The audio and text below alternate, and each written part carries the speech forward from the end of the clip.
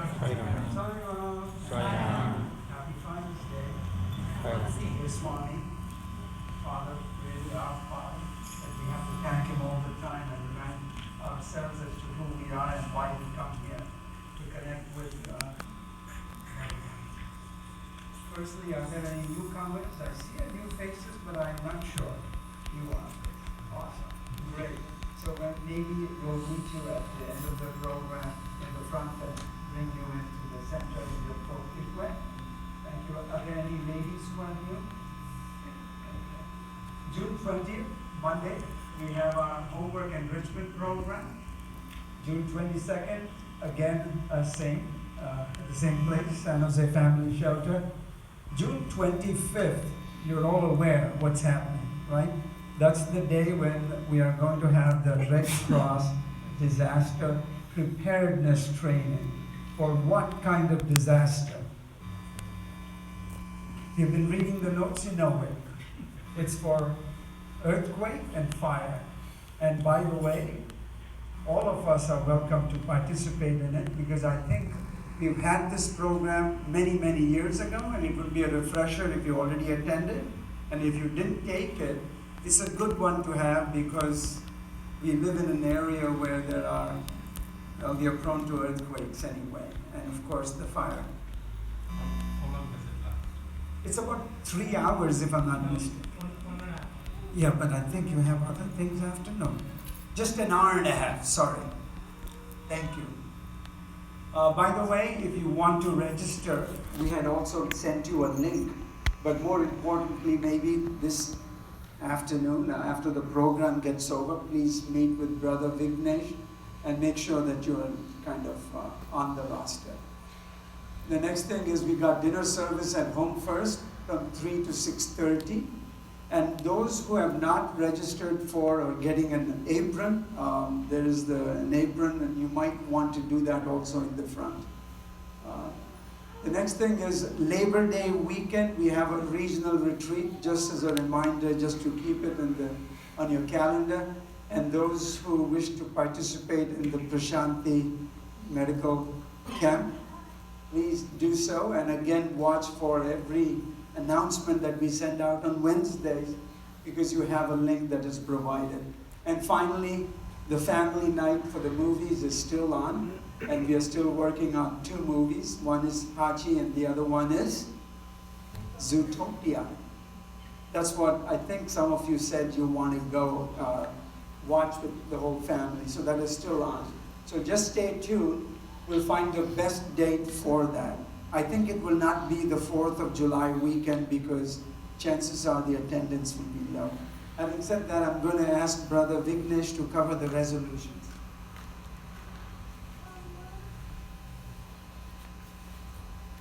Resolutions 10th World Congress, number 6. Balancing family, career, and the SSIO. In this day and age, it is important to practice Swami's advice of head in the forest and hands in the society for inner peace and harmony to cope with the challenges of the modern society. Center resolutions for service. So we had a meeting with the service coordinators from all the centers, and we came up with some of the resolutions, and some of it are generate interest and increase member participation in the service projects. Number 2 was support AFMC needs. They needed some physicians, some speakers, and other volunteers and supplies as well.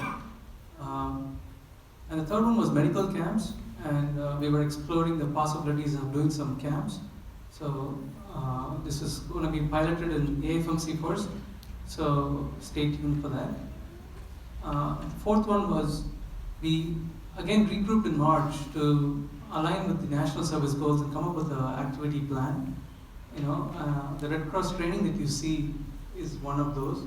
There were other resolutions that were assigned to different other centers, but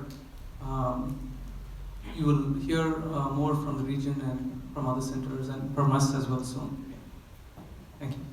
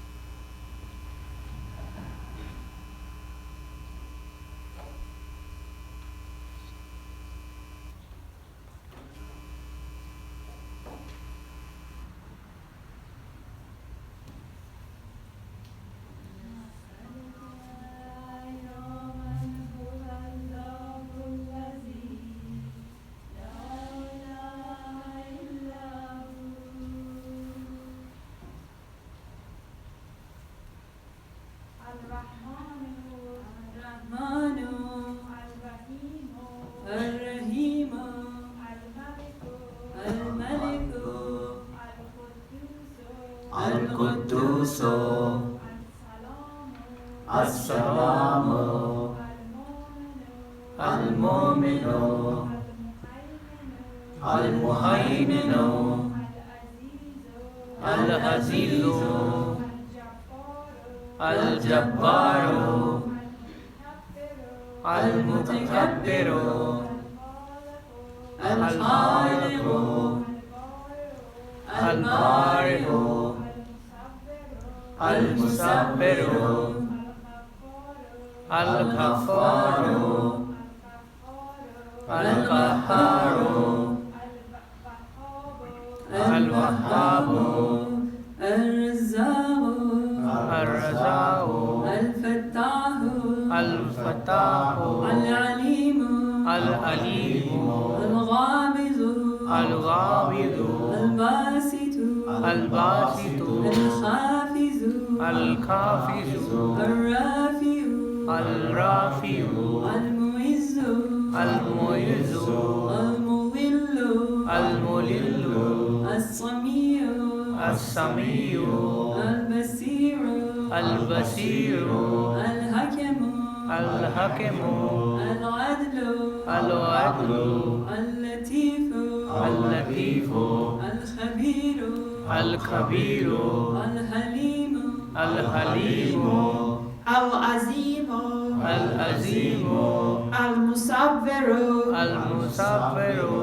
الشكور العلي الكبير الحفيظ المقيت الحسيب الجليل الكريم الرقيب المهيب الواسع الحكيم الودود المجيد الباسس الشهيد الحق الوكيل الغبي المتين الولي الحميد المحصي المبدئ المؤيد المهي المميت الحي القيوم الواجد الماجد الواحد الأحد الصمد القادر المقتدر المقدم المؤخر الأول الآخر الظاهر الباطن الوالي المتعلي البر التواب المنتقم العفو الرؤوف مالك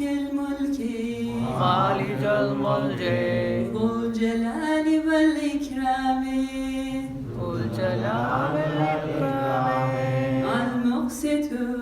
المقسط الجامع الغني المغني المانع الزار النافع النور الهادي البديع الباغي الوارث الرشيد الصبور الذي ليس كمثله شيء وهو السميع البصير.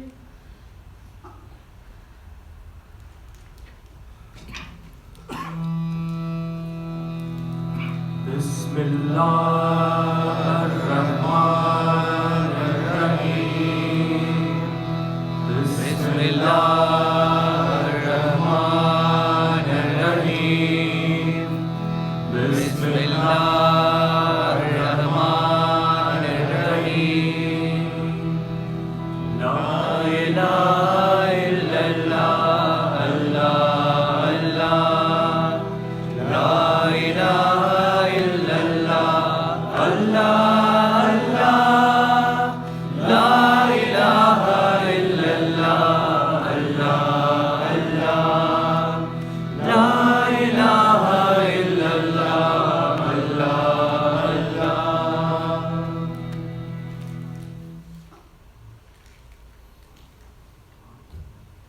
Saira, we'll have a short introduction to the religion and beliefs itself of Islam by Pranaz. Bismillahirrahmanirrahim. The Quran. The heart of Islam is Quran, which means a recitation of clearness. It was revealed to Prophet Muhammad in a series of visions over a period of time in a voice that identified itself as Jabrail.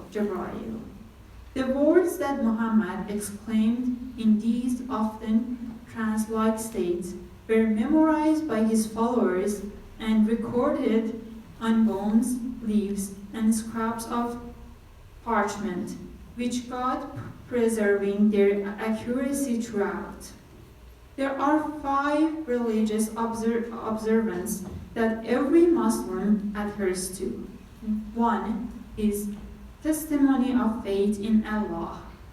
The second one is prayer, salat. The third one is almsgiving, zakat. Fourth one is fasting, Psalm. And the fifth one is pilgrim to Mecca, Hajj. The first of the 5 pillars is the Shahada. It professes faith in Allah and the essence of being a Muslim. It is brief and simple and explicit, consisting of a simple sentence. There is no God but God, and Muhammad is his messenger. La ilaha illallah, Muhammad Rasulullah. The second pillar is the salat or prayer ritual to be performed 5 times a day. The times are stipulated on arising when the sun reaches the zenith, its mid-decline sunset, and before retiring. The third pillar is zakat. Those who have much should help lift the burden of those who are less fortunate. It's not only the giving of material goods, but also that of time, skills, and efforts. The fourth pillar of Islam is Psalm or fasting. To fast is to purify the body, heart, and mind. During Ramadan, the 9th month of the Islamic year, all Muslims must fast for 30 days between the hours of sunrise and sunset. They must not eat, drink, or smoke. Fasting makes one thing. It also teaches self-discipline. Fasting underscores the dependence on God. Fasting synthesizes compassion. Only those who have gone hungry can know what hunger means. Islam's 5th pillar is Hajj, or the great pilgrims to Mecca. All adult Muslims, if they possibly can, must make the pilgrim at least once during their lifetime. But before they undertake this journey, they must take care of the faithful who are in need in one's own community.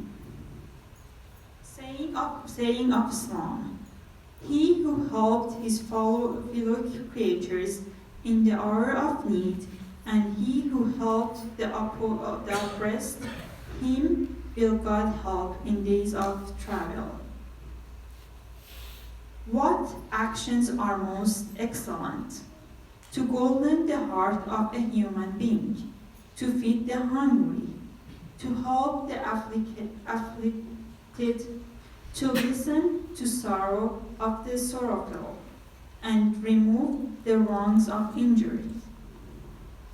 Whoever is kind to his creatures, God is kind to him. Therefore, to be kind to a man on earth, whether good or bad, and being kind to bad, is to withhold him from badness.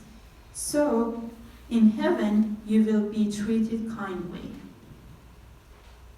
Shall I not inform you of a better act than fasting, alms, and prayers?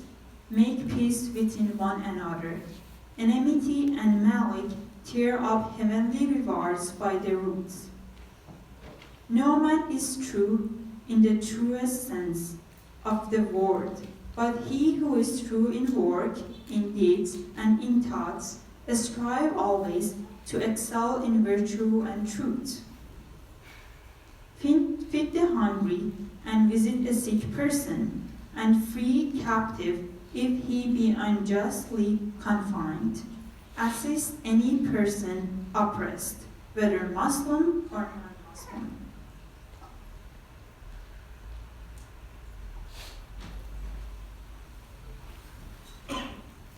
The religion of Islam has a long and illustrious lines of saints. They have stood as beacons of light shining brightly and have helped humanity find its humanness. They led through personal practice and precept, and today, as a part of the program, we'll recollect a few of such stories. They'll be interspersed with the recitation of the divine names. What you heard in the beginning today was Asma al-Husna. This is the 99 names of God that is chanted frequently as a part of everyday recitation, recollecting the different qualities of the mercy of God. The first story we'll be reading today will be the Prophet's pure self.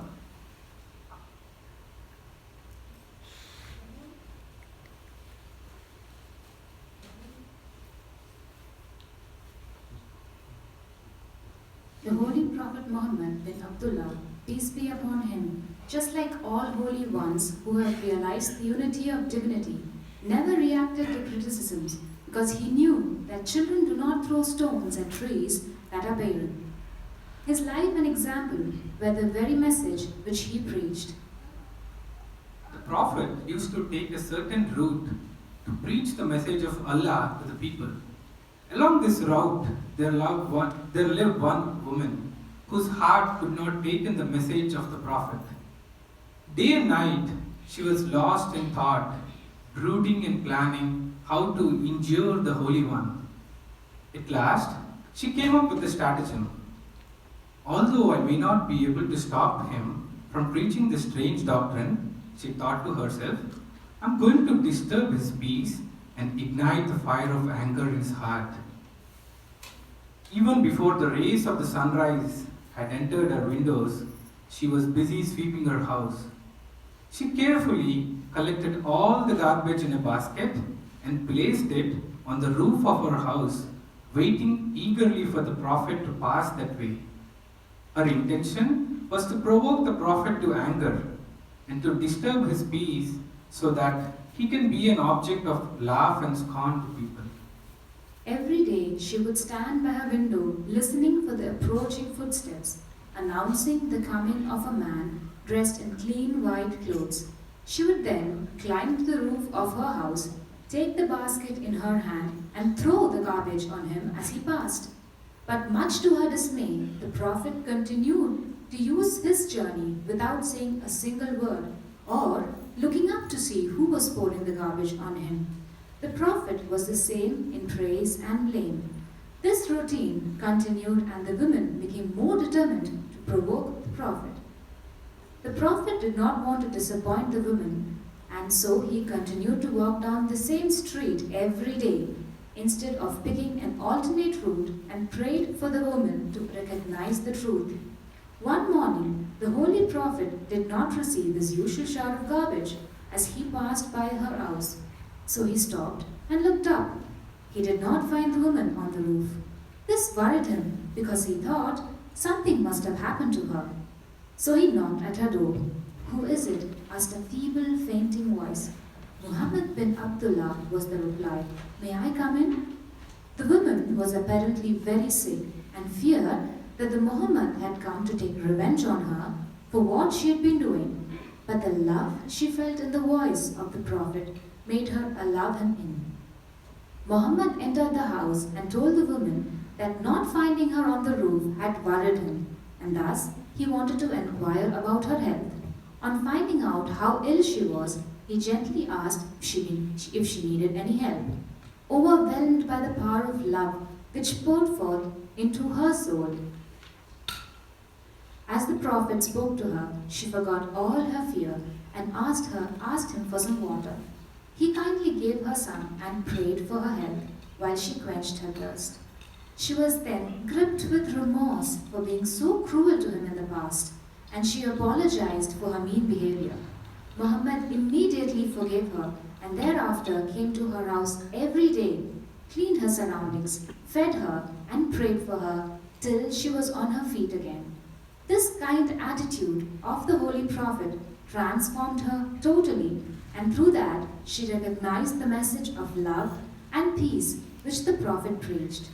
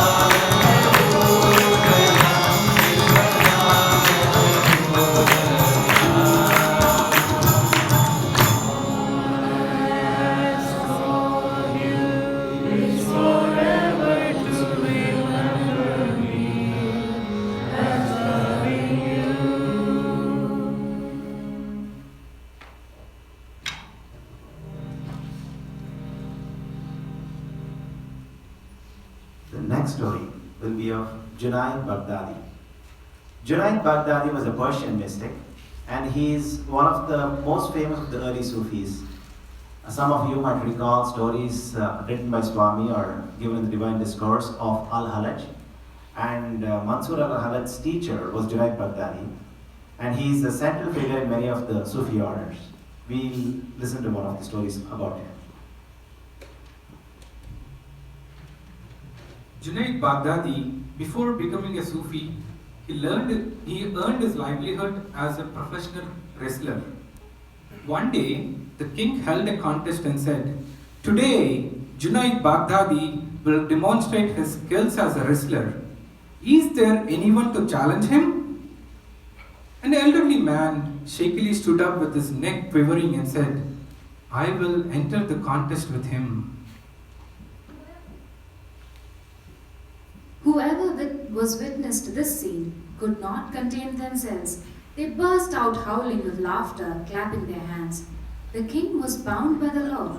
He could not stop someone who, on his own free will, entered the bout.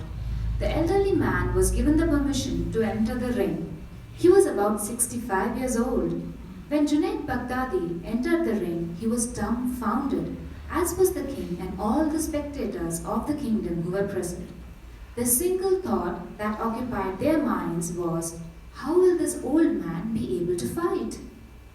The old man addressed Junaid with these words, "Lend me your ears." He then whispered, "I know it is not possible for me to win this bout against you. My children are starving at home. Are you prepared to sacrifice your name, your honor, and position for the love of Allah's Prophet and lose this bout to me? If you do this, I will be able to collect the prize money and thereby have the means to feed my children and myself for an entire year. I will be able to settle all my debts, and above all, the master of both the worlds will be pleased with you. Are you, O Junaid, not willing to sacrifice your honor for the sake of the children of Rasulullah, peace be upon him?" Junaid Baghdadi thought to himself, "Today I have an excellent opportunity." In a display of fervor, Junaid executed a complex maneuvers demonstrating his finesse so that the king does not suspect any conspiracy. Junaid, with a great display of antics, did not use his strength and allowed himself to be dropped. The elderly man mounted his chest, thus entitling him to the prize. That night, Junaid Baghdadi had a dream of Prophet Muhammad, who said, "O Junaid, you have sacrificed your honor, your nationally acclaimed fame, your name and position, which was heralded throughout Baghdad, in the expression of your love for my children who were starving. As of today, your name is recorded in the register of the friends of Allah."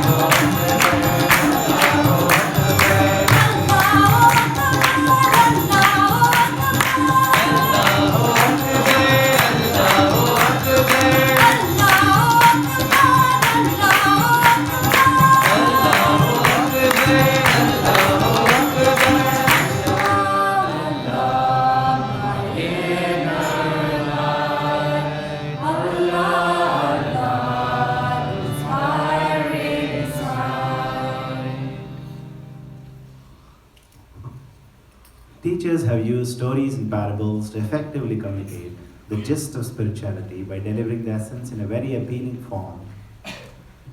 Today, this story will be of the mind and our misery. This was demonstrated by Junaid Baghdadi, the saint we just heard about right now. Junaid was going through the marketplace of the town with his disciples. It was his way to take any situation and use it. While passing through, they saw a man was dragging his cow by a rope. Junaid called out to the man and said, "Wait!"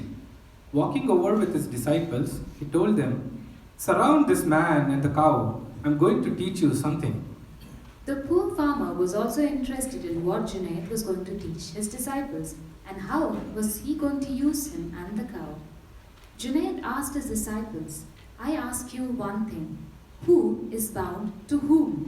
Is the cow bound to this man, or is the man bound to this cow?"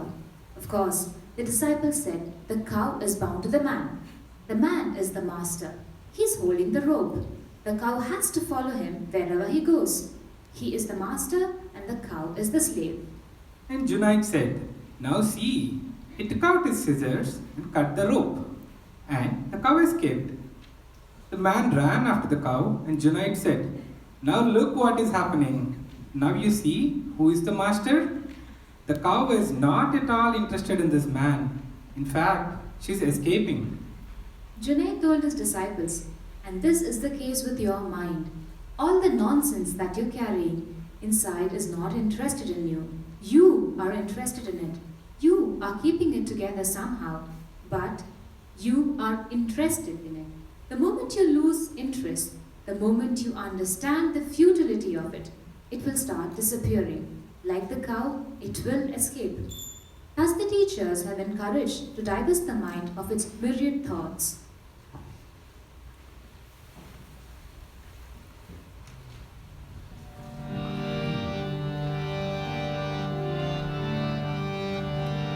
Let my heart reflect the night glow, as the moon reflects the light of the sun in love, always in love.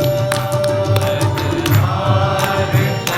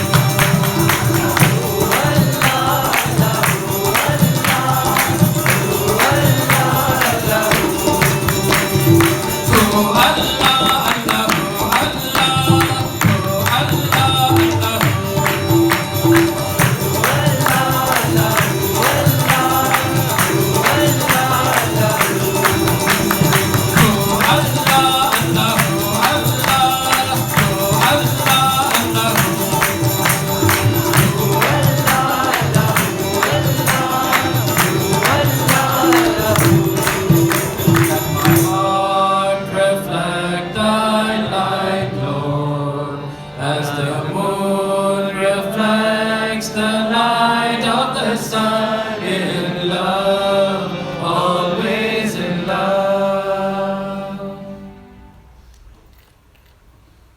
The previous story told us the mind, its thoughts.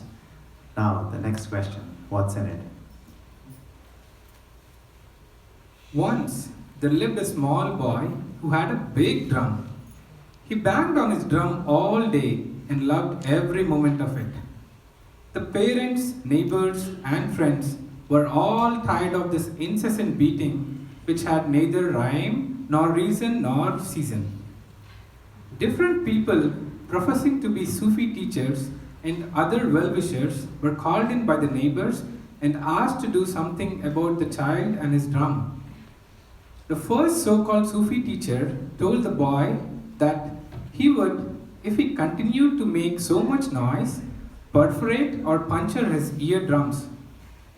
This reasoning was too advanced for the little child, who was neither a scientist nor a scholar.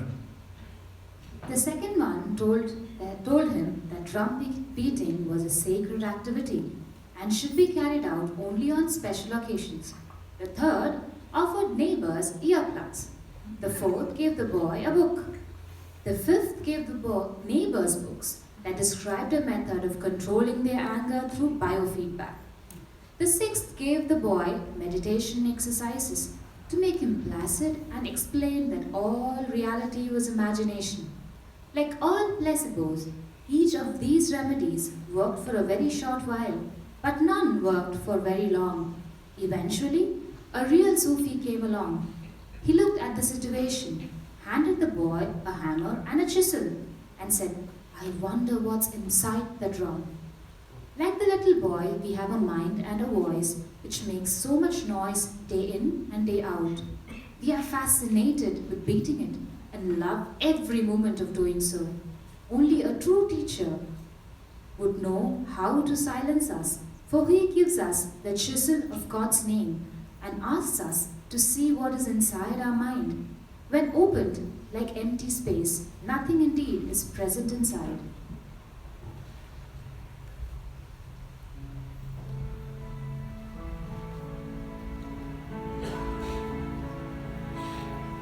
Allah Sai, Maula Sai. Allah Sai, Maula Sai. Allah Sai, Maula Sai.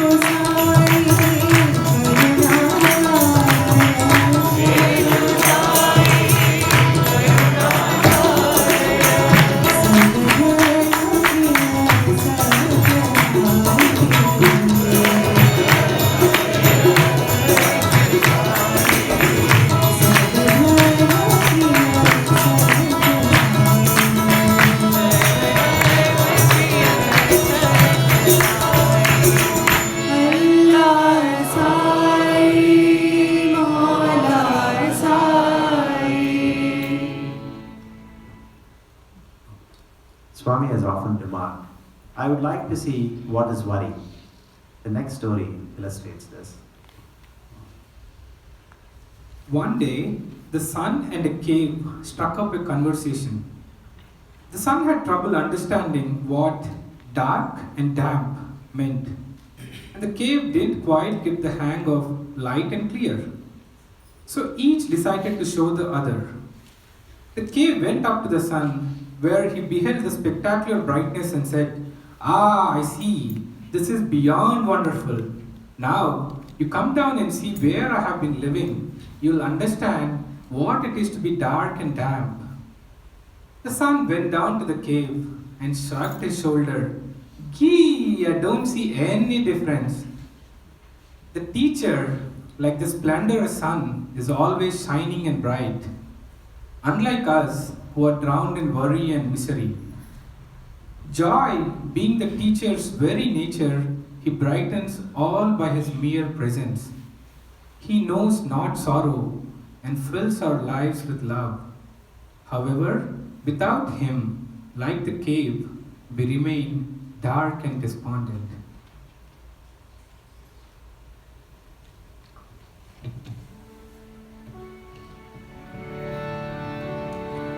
Sai Rama bolo, Govinda Rama bolo.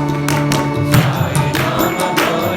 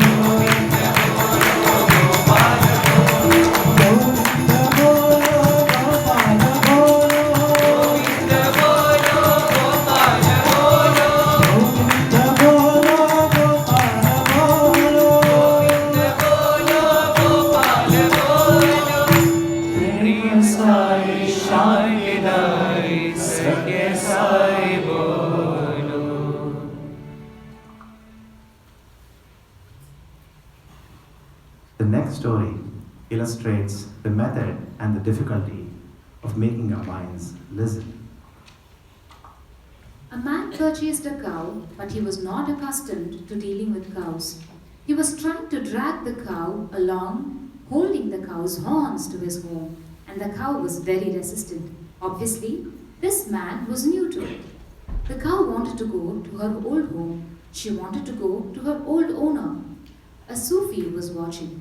He said to the man, "It seems you're very new. You don't know how to deal with cows. This is not the right way." The man said, "What should I do? Because I'm not that strong. The cow is stronger. She's dragging me with her." The mystic gave him some beautiful green grass laden with a few spoonfuls of honey and told him, "Leave her horns. Take this grass and feed her a little. When she has finished that, pull a little more forward, but now start building some distance." The cow came because the grass was so close and so green and so fresh and so sweet. She forgot all about the old owner and the new owner, and the immediate problem occupying it was how to get this delicious grass. And it is so close, just hanging in front of your eyes. But the man went on moving slowly, and she entered into the house of the new owner, and he closed the door. Like the cow, the mind is reluctant to turn towards spirituality, and by prior route will wander back to familiar habits. Using the grass of discipline laden with the name of God, little by little, it can be brought to a new home and to new habits.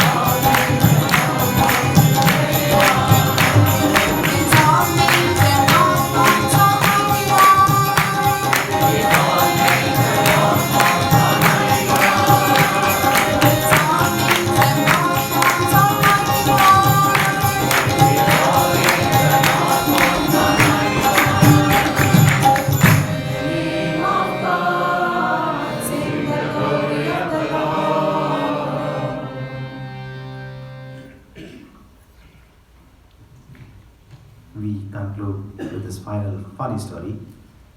Nasruddin's wit has brought a smile to many a face. He is considered a populist philosopher and a wise man, and he is remembered for his funny stories and anecdotes. He appears in thousands of them. Some of them are witty, many of them are wise, but too often he portrays himself as a fool. A whole celebration is dedicated to him in Persia, in Iran, and they do it for an entire year and celebrate his exploits and deeds and how they thought the meaning of life. Nasruddin was found one night under a street lamp searching for something. Mansur walks up to him and asks, Mullah Nasruddin, what is that you're searching for so frantically? Oh Mansur, thank God it is you. Friend, I lost the key to my house and I'm trying to find it, but I can't. Being a kind man by nature, Mansur says, let me help you. Mansur joins his friend, kneels down on his hands and knees, and begins to crawl on the sidewalk under the street lamp, searching. After a time, having looked everywhere on and around the sidewalk, neither Nasruddin nor Mansur can find the lost key. Puzzled, Mansur asks his friend to recall his steps when he last had the key. Nasruddin, where did you lose the key? When did you last have it? I lost the key in my house, Nasruddin responds. In your house? Repeats the astonished Mansur. Then, why are we looking for the key here, outside on the sidewalk, under the street lamp? Without hesitation, Nasruddin explains, because there is more light here. The teacher says, like Nasruddin, we have lost the key to our home in ourselves. Yet, we tend to search for it outside on the pretext that things there are much more familiar and visible to us. If only a bright lamp was available, we could search wherever we lost it. This lamp is the name of God.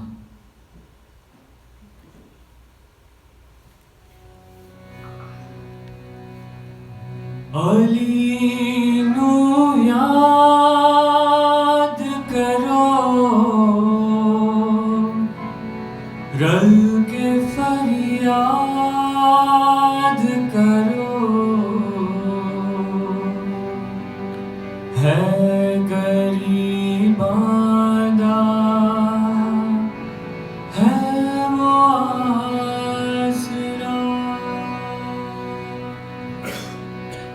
Ali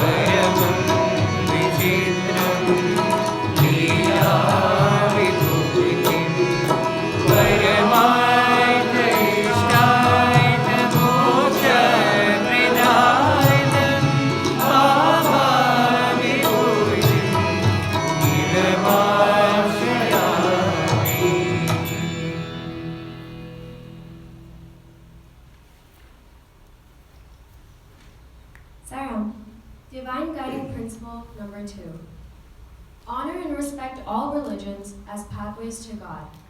Never have hatred toward any religion. Honor and respect all religions equally, even as you are a citizen of your motherland. But respect all countries, also respect all religions equally. Thought for the week. God is one. There are not many gods, one for each tribe among men. Love is one. It transcends caste, color, and creed if it has to be genuine. Truth is one. There cannot be two. For two can only be one, occurring twice. The goal is one, for all roads must lead to the one God. Why then should men quarrel and fight over the eternal and the absolute?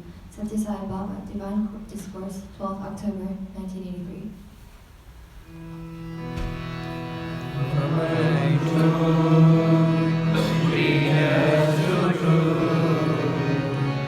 From the darkness, lead us to the light. From death to immortality. ऐसे तो सत कहया, तब सो joy दीर्घमया.